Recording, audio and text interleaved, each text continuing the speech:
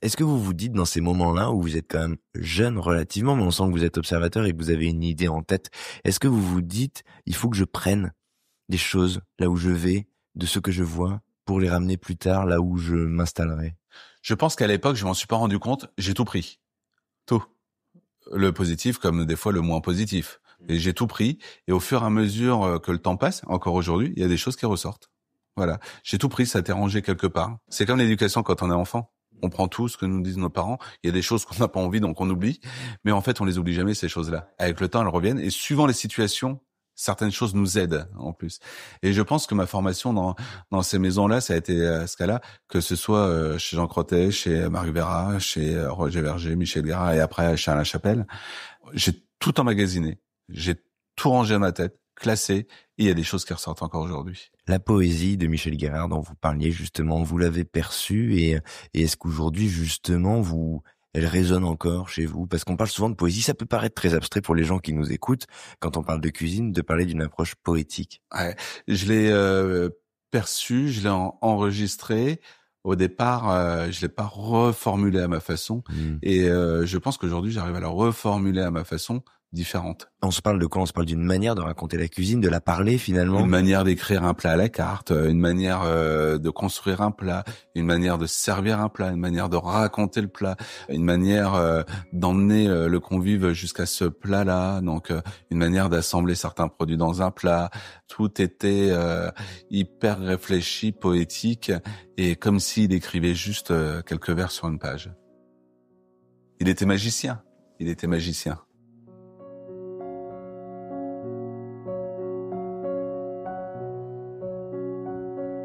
Quand même vous enchaînez de manière assez simple des petits noms qui ont la gastronomie. Parmi eux, il y en a un qui est mythique et qui a une aura encore aujourd'hui dingue.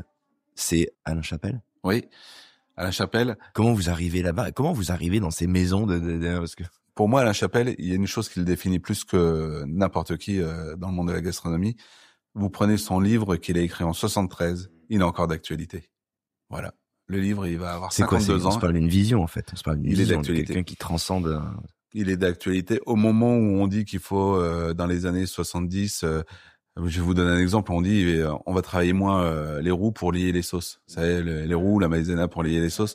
On va commencer à lier les sauces avec une réduction, un peu de crème et puis un peu de beurre. Lui est déjà passé au cap où on retire la crème et le beurre. Voilà. Il est déjà au cap des années 90. Et Alain Chapelle, c'est ça. Tout est comme ça avec Alain Chapelle. Pourtant, moi, je l'ai pas connu, hein. Il était déjà décédé quand j'y suis allé, hein.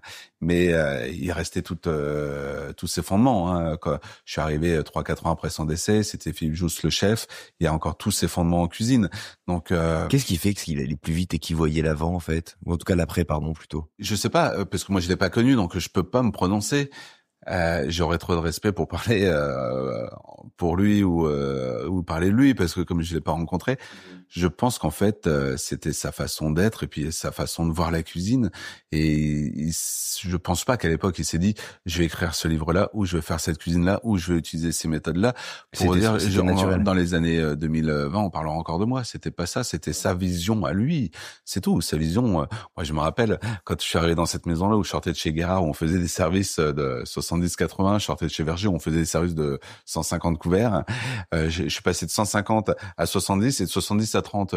Mais quand ça fait 5 ans que vous êtes dans des cuisines et que vous arrivez dans une maison où il y a 30 couverts, vous dites ça va le faire. Sincèrement, ça va le faire. Pas forcément. Vous attaquez le premier service, vous êtes dans un bouillon pas possible, et là le soir vous avez terminé le service, vous dites, c'est pas possible, j'ai jamais été dans un bouillon comme ça avec 150 couverts, qu'est-ce qui s'est passé là? Qu'est-ce qui s'est passé? Et puis là toute la nuit, vous retravaillez votre service en disant bon voilà, là c'est vrai que maintenant je vais faire comme ça, là maintenant ils veulent que je fasse comme ça, il faut qu'on fasse comme ça et tout. Donc vous mettez en place toute une liste de principes dans votre tête pour arriver à coller au mieux avec le principe d'Alain Chapelle. Mais elle tient à quoi la charge quand on se fait défoncer par 30 convives alors qu'on jusqu'à présent Chez Guérard, on recevait des pigeons. Donc le matin, ils arrivaient, on finissait de les brûler un peu au chalumeau, on les vidait, on les bridait, on les rangeait au frais, donc au frigo. Et puis au moment du service, on allait chercher un pigeon et puis on le faisait rôtir, on levait les filets, on le servait. On va faire simple, on va dire ça comme ça. Ouais. Chez Chapelle, on recevait les pigeons le matin, on prenait les pigeons, on les sortait de la caisse, on les mettait dans un frigo où il y avait encore les étagères en marbre, et on devait mettre le pigeon dessus avec la tête qui pendait. Et là, on attendait que le client réclame un pigeon.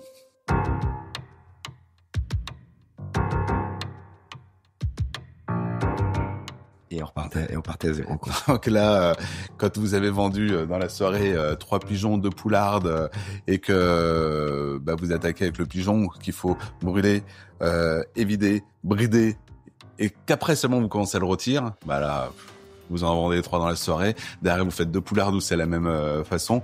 Vous faites un carré d'agneau qu'il faut aller chercher sur la lange d'agneau. Alors là c'est bon, vous avez compris que ça va être un challenge tous les jours. Tous les jours c'est un challenge.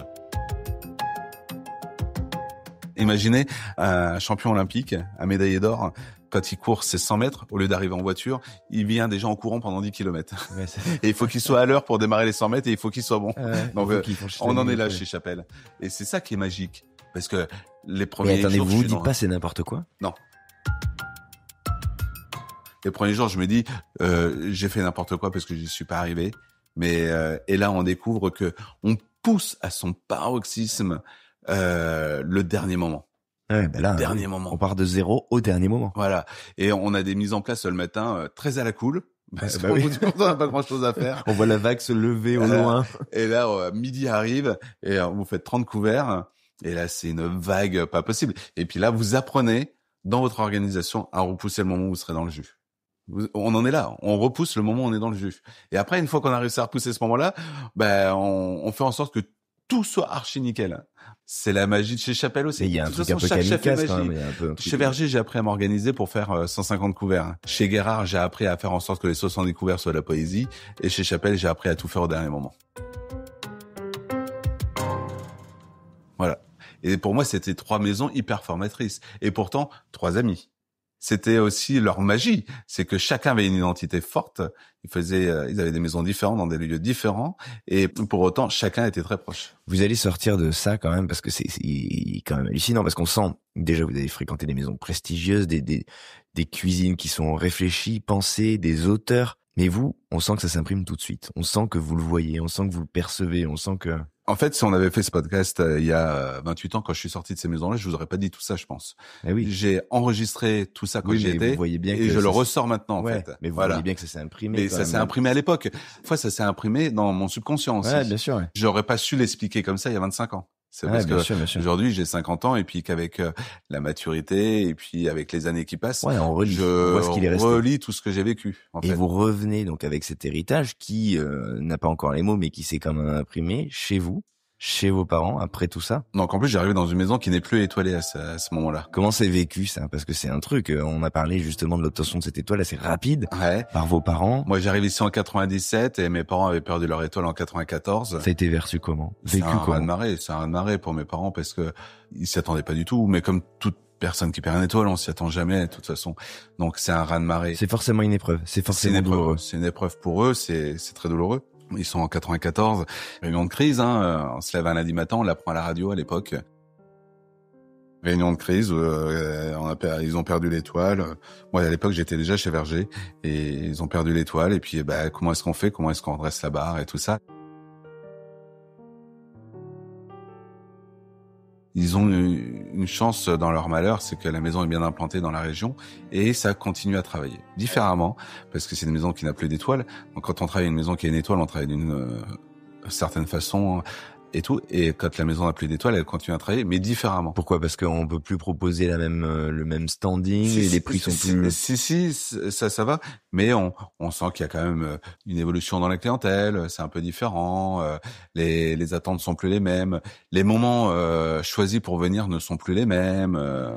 Donc avant avec l'étoile, quelqu'un venait fêter l'anniversaire des 18 ans du jeune homme ou de la jeune fille, un couple vient plus chercher forcément la même chose. Ils viennent plus chercher la même chose.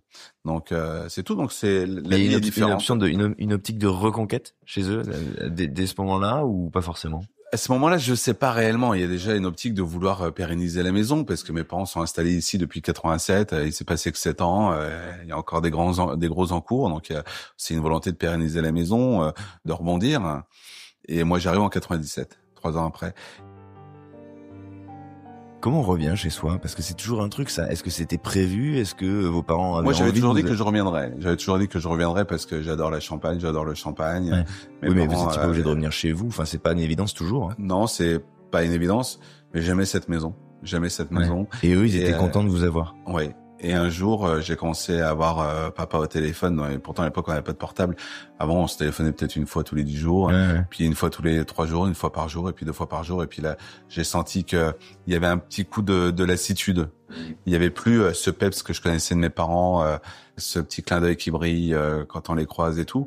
Et là, je lui dis, est-ce que tu veux que je revienne à la fin de ma période chez Chappelle? Est-ce que tu veux que je revienne pendant quelques semaines, quelques mois et tout? Il me fait, je pense que ce serait sympa. Je reviens et puis je repars pas en fait. Je repars pas parce que je m'investis dans la maison. Au bout de à peu près 1 an, papa tombe malade. Donc là, le départ de la maison, c'est niet, hein, de toute façon. Et de toute façon, c'était naturel. Je reviens, je m'investis de plus en plus dans la maison et je commence à la prendre à bras le corps, la maison. Comment on prend, c'est ce que j'allais vous poser comme question, comment justement on se saisit d'une maison qui plus est familiale, qui a son histoire, comment on trouve sa place? En premier, c'est en cuisine, parce qu'au départ, je vais en cuisine, on commence à reconstruire une équipe, on commence à remettre des choses en place, on commence à imaginer quel sera l'avenir de nos cuisiniers dans les 20 ans, qu'est-ce qu'on peut mettre en place, on commence à imaginer la façon de manger des convives aussi. Moi, je suis arrivé là, il y avait une carte avec 10 entrées, 8 poissons, 8 viandes, 10 desserts. J'ai maintenant... Oui, puis vous arrivez avec l'expérience d'une modernité. Puis avec des chefs où il y avait des prises de risques monumentales tous les jours, donc voilà quoi, on voit les choses différemment. Mais votre père, il vous laisse cette place-là parce que parfois, il y a des écoles générationnelles où on dit, ou attends, t'es gentil mon garçon, mais moi j'ai toujours fait comme ça. Non, au grand bonheur pour moi, il m'a laissé la place. Ouais, Et pareil, au hein, grand risque truc. pour lui, il me l'a laissé. Voilà, c'était pas évident. Et puis papa tombe malade d'un cancer généralisé. Et puis, au bout d'1 an que je suis là, il tombe malade. Et puis au bout de 2 ans, il décède. Donc en fait, je me retrouve vraiment là à gérer toute la maison.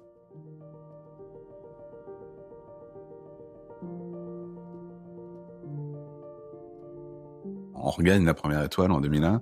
Papa décède en 2002, donc là c'est un raz-de-marée parce que même si ça fait 2 ans qu'il est malade ou 3 ans qu'il est malade, on le voit pas arriver ça.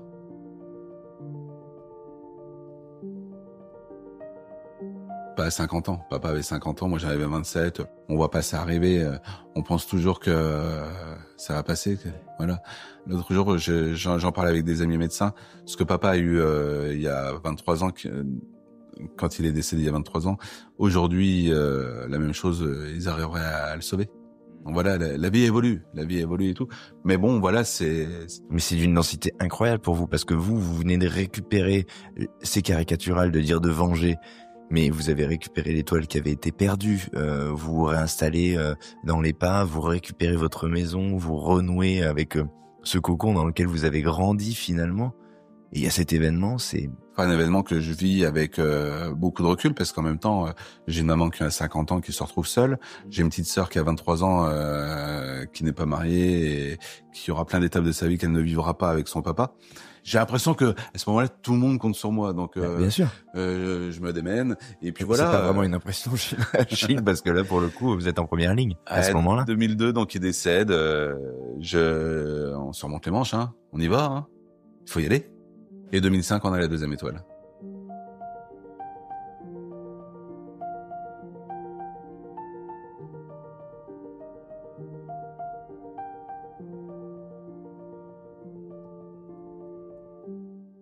Mais attendez, qu'est-ce qui vous mène dans la cuisine, dans cette densité d'événements, avec cette rapidité-là, de la première à la 2e étoile? C'est un sacré step, en fait. Qu'est-ce que vous mettez en place qui vous emmène sur ce chemin-là, vous pensez, en quelques années? Au niveau de l'organisation de la maison, donc on commence à mettre des fermetures en place, des jours de fermeture, parce qu'en plus, moi, c'était ouvert 7/7 toute l'année. On commence à mettre des heures de fermeture, on commence à réduire le nombre de couverts, on commence à essayer d'améliorer les plats. Là-dessus, on continue à améliorer les produits, on continue à améliorer les équipes.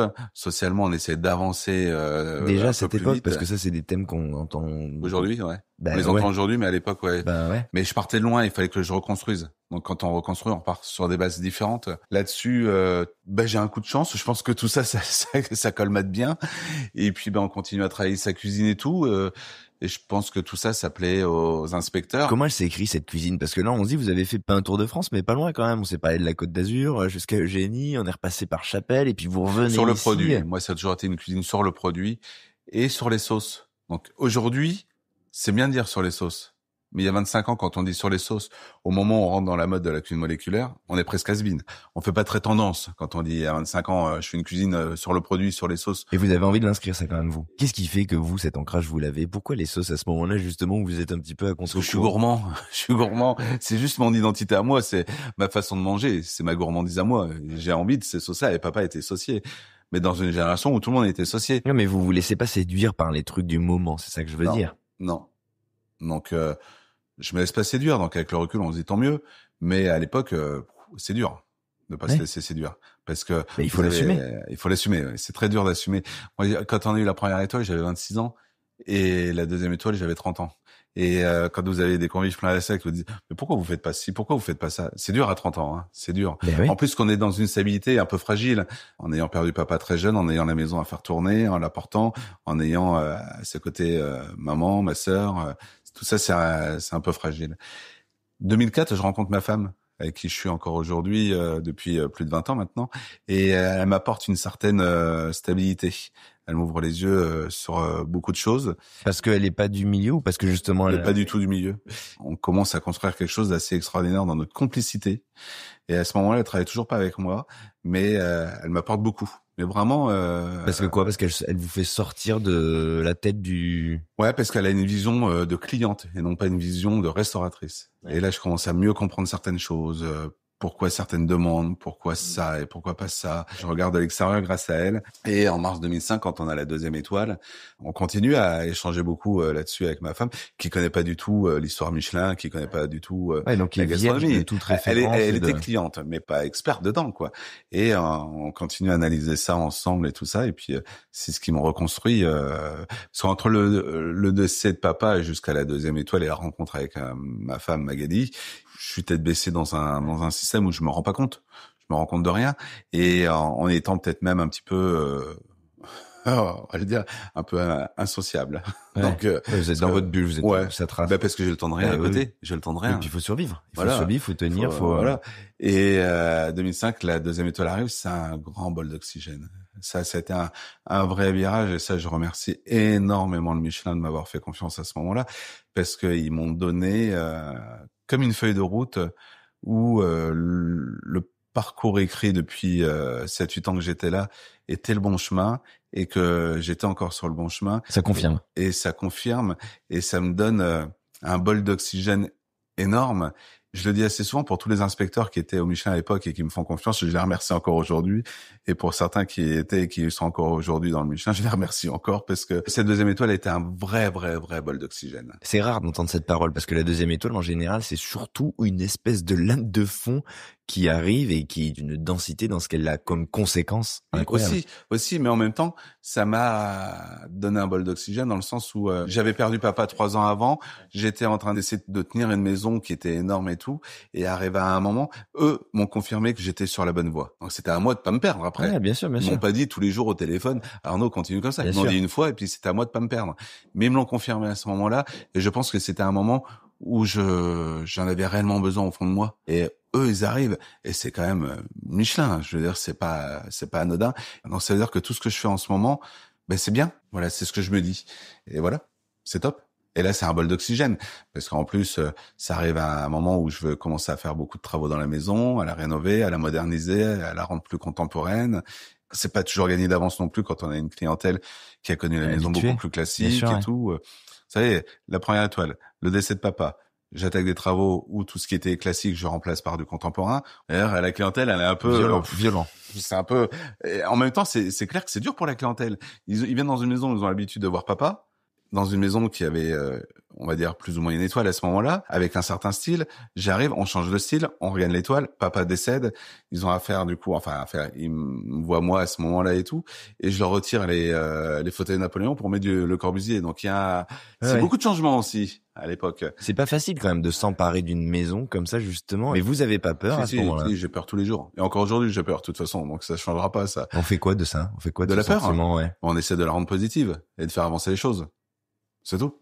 j'ai peur tous les jours de perdre un convive, j'ai peur tous les jours de perdre un collaborateur précieux, j'ai peur tous les jours de perdre un artisan autour de moi, tous les jours j'ai peur de perdre un fournisseur exceptionnel, tous les jours j'ai peur de perdre une étoile. Tous les jours on a des peurs, mais sans les peurs, quel est l'intérêt de la vie? Votre sourire là, Ouais. qui vient spontanément tout le temps, il a toujours été là, celui-là? Oui, oui, parce que c'est pas parce qu'on a peur qu'on est malheureux. Des fois, je pense qu'on est même plus malheureux si on n'a plus de peur, parce que quand on a plus de peur, on n'a plus d'objectifs. Et c'est là qu'on devient un peu malheureux, je pense, dans le temps. Enfin, ça, c'est mon imaginaire qui le dit. Mais on sent que vous utilisez quand même ce sourire qui est un peu l'incarnation de quelque chose de positif, justement pour franchir les tempêtes un peu depuis toujours. Parce que même quand vous parlez des moments difficiles ou des épreuves, vous le faites avec beaucoup de pudeur et aussi, voilà, un sourire Parce que chaque jour a son étape, et puis il faut suivre les étapes successives. Et puis Ah ouais, non mais bon, c'est pas facile de pas se départir de ce côté justement enjoué et cette motivation et ce côté. Mais nous, on est là pour recevoir avec la bonne humeur, avec le sourire, pour faire passer un moment d'émotion. On n'est pas là pour transmettre nos peurs.